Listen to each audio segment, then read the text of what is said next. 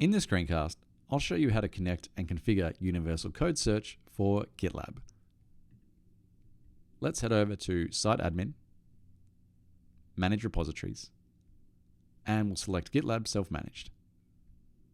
The process of connecting GitLab to Sourcegraph is pretty straightforward. First step is we need to set the URL of our GitLab instance.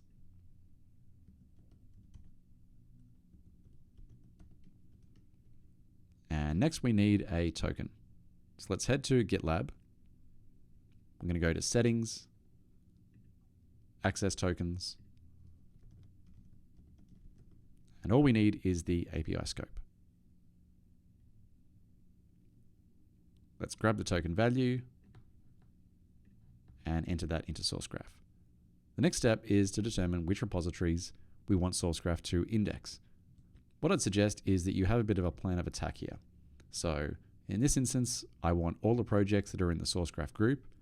I don't want archived and forked repositories, and I'm going to have an extra step which says I want to exclude repositories if the name contains deploy dash. Another example here might be if you ignore repositories that have dash archived, as some companies use that as a way to list all the repositories that are archived. Okay, so if we head back here, let's replace the default query, and we're going to add the query to select all of the projects in a group.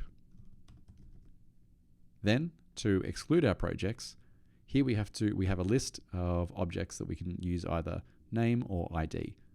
Now doing this one by one is possible. It's a bit painful. So what I would advise you do is create some sort of simple script where, in this case, I'm using the GitLab library for Python, and I'm going to do a search for all of the repositories that have deploy dash in the name. If I run this script, I get JSON that I can then copy, bring back to Sourcegraph, and now I am ready to save this configuration. Once this is done, we can see the repository cloning status in Sourcegraph. Now that all of the repositories are cloned, let's do a search. So I want to target Go files that have the pattern of _test, and I want to look for all instances of auth_z. Sourcegraph presents the list of results here. I can jump in, and what's great is that Sourcegraph gives me navigation and IDE-like functionality such as go to definition and the ability to find references. So now we've hooked up Universal Code Search for GitLab.